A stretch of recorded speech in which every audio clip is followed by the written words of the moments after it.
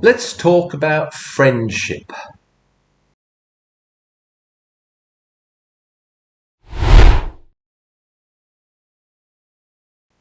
Someone made an odd comment on one of my videos a few days ago, apropos of absolutely nothing really.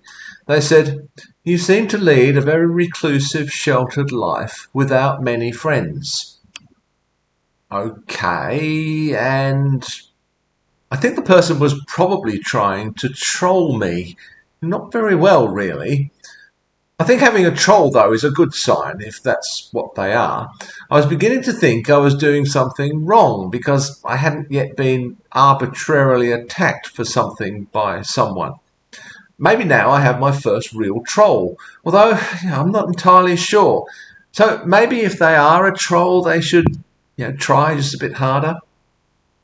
Oh, he also said your language skills seemed to be lacking as well.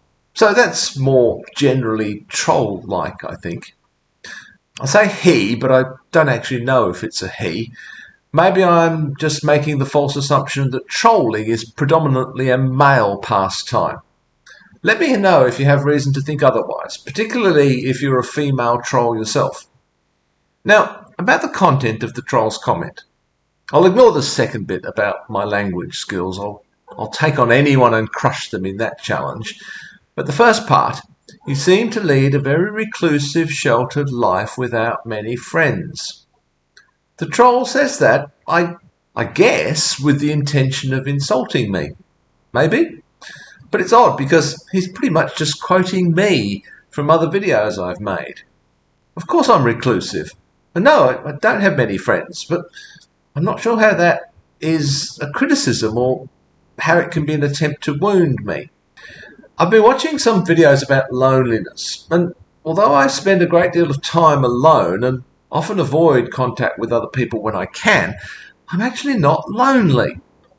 At least, I don't have less contact with other people than I actually desire, which seems to be what loneliness means as opposed to just being alone.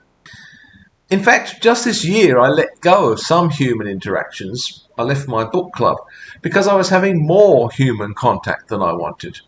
There were other reasons, but that was the main one. So, I'm not lonely. And true, I don't have many friends. I'm somewhat skeptical about people who have lots of friends or who claim to have lots of friends because I'm not sure how a person can have enough available energy or genuine attention or genuine time for lots of people. I'm not sure how all these people can actually be friends rather than, say, acquaintances. I think having just a few actual friends is a good thing. And although having a wider field of acquaintances might be quite useful at times, it's not something I greatly desire. What is friendship anyway?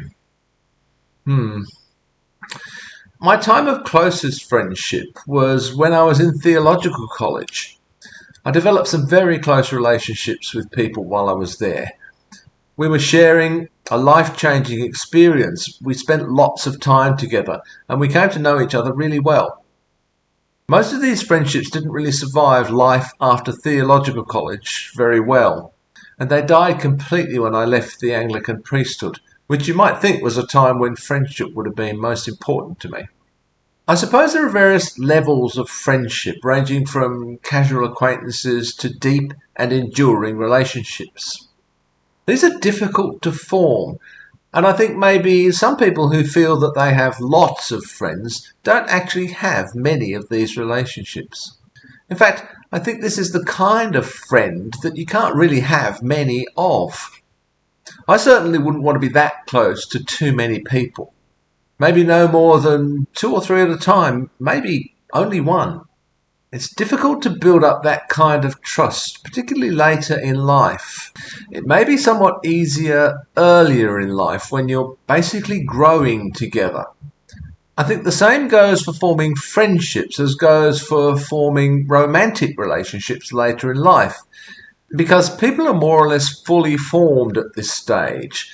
They're somewhat rigid. They have their fixed habits and beliefs and behaviours. They have hard edges. They have a lifetime of experiences that are not shared with the other person and never can be. Not in the same way as if you lived through them together. Getting to know someone is much more difficult at this stage in life. Also, when you're younger, you can simply spend more time with people that you call friends than you can later in life. There are people who actually have friends for life, who are still friends even in their later years with people they went to school with. I certainly don't have that experience, and obviously I never can have it now. Is that becoming less common now that we're a much more mobile society? We no longer live in the same town or neighbourhood from birth to death, nor even the same city or state, nor often even the same country. It's difficult, as it has been for me for most of my life, to find people who are interested in the same things as me, who share my values and beliefs, who enjoy doing and talking about the things that I like doing and talking about. So, yes, I seem to lead a very reclusive, sheltered life without many friends. Maybe not sheltered, but yes, somewhat reclusive, and yes, without many people that I would call real friends. But I don't want or need many.